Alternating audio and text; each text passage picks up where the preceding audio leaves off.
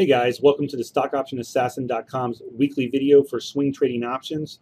Today is Friday, April 27th, 2012, and I want to start off with sort of recapping a couple names that we were looking at last week. And the first one is silver. And basically the trade setup I was looking at is silver had made a drop. We were making kind of a large bear flag here.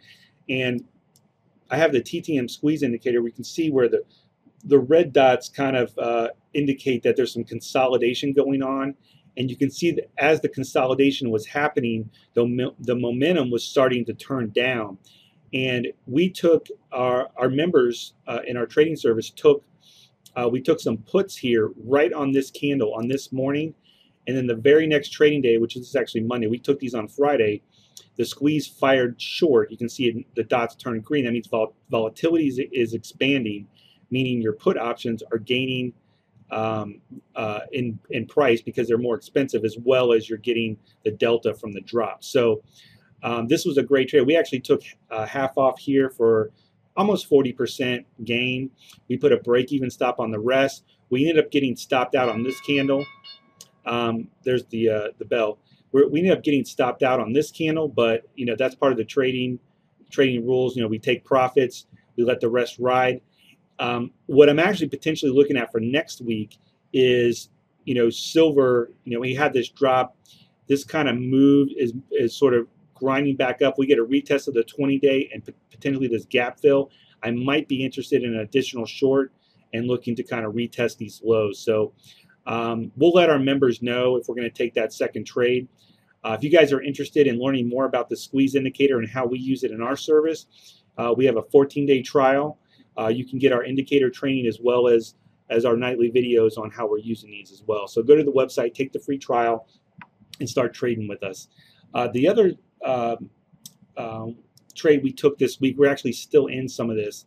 And let me take some of these lines off here. This was not a squeeze play. This is more of a Fibonacci play. But basically, ConocoPhillips earnings had already come out, and this is very important. Earnings came out. Apparently did not too bad, sold off a little bit, but basically what it did, COP did, was sort of come down, kiss this trend line, and also touch the 200-day moving average. And so when I was looking at this, I was like, okay, this might be a good place. What really got me in the trade was the Fibonacci. You can see that, we kind of had this rollover, but really the leg that sort of came down. Let me get the right tool on here.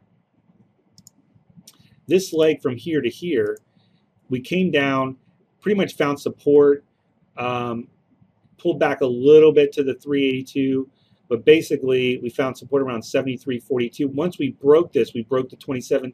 So at this point, now you have a 618, a golden ratio extension that's coinciding with the 200-day and a trend line. So I said, let's take this trade long.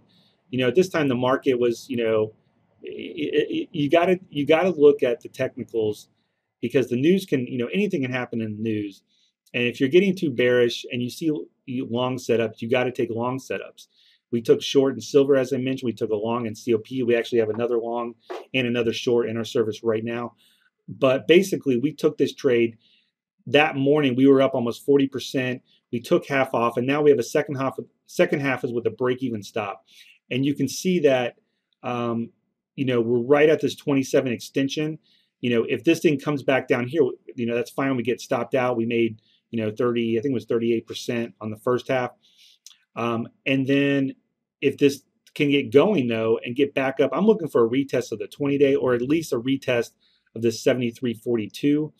And, if that happens, we probably look to take the second half off. And so this kind of leads me into, well, what's going to be the catalyst for us to get to this, the next little leg up? And let's look at the dollar real quick. And this is where I've actually been wrong on this. I'll have to admit, I was expecting a dollar rally. We did not get it. Bernanke came out this week and said, basically, we're not going to do QE3, but if we need to, we'll do it. So it's there.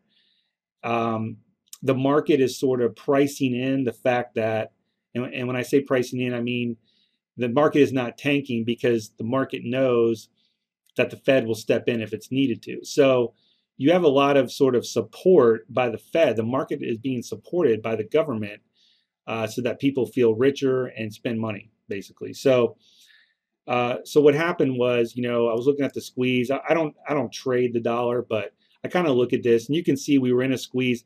I thought we were going to fire long, and hold on, let me bring my trend line back in. We kind of had this. Let me back out a little bit. We had this trend line going on, and I had been telling my members, look, we're going to come in this, right around here. We're coming in support. This looks like the dollar's going to fire long. Bernanke's going to come out and say that we're not doing QE3. The dollar's going to rally.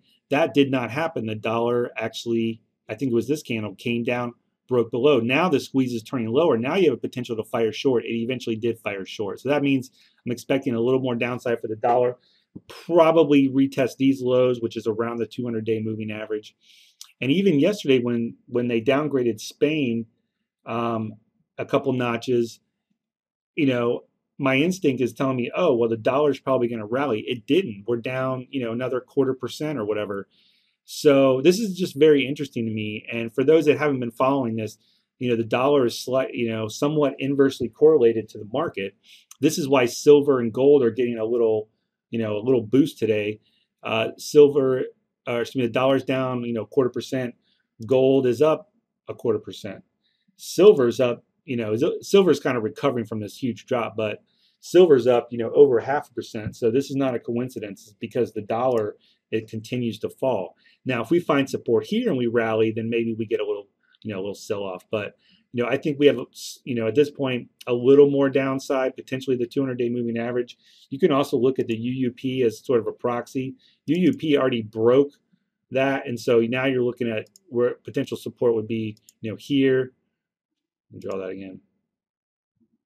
And, potentially lower. I have some other support levels here with different pivots, but essentially, this dollar drop, if it continues to fall, I think on the S&Ps, let's look at the SPX real quick. The bell just rang, so ended up with kind of a, little gain for the day. But basically, we broke out of this trading range we've been in. And I think there's a good chance that we retest the highs, this 1420 area.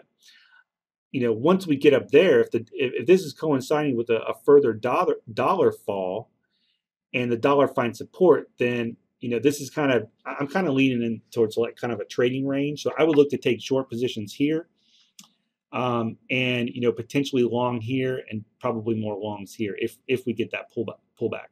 If the dollar just falls off a cliff and this thing keeps going, then, so be it. But so let's look at a couple plays for next week. One is the IWM. This is the Russell 2000 Index Fund. We had a nice run this past 5 days. And, I think the Russell is going to have a little issue at this gap fill. I would potentially short that. This is at 83, I think 83.24. That gap fill is from April 3rd. So I would look for a small short there. On the long side, if for those that are on the bullish on the market, I'm really liking Lowe's right now. Lowe's has held up very well.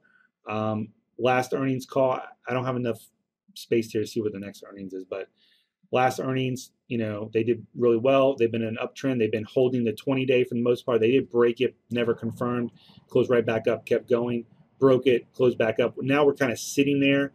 You have the squeeze indicator that's showing volatility decreasing. If I had my guess as to which way Lowe's is going to break, I would say it's going to break up. So I didn't take this trade today, but we may look to add this to the service next week, as well as a couple others.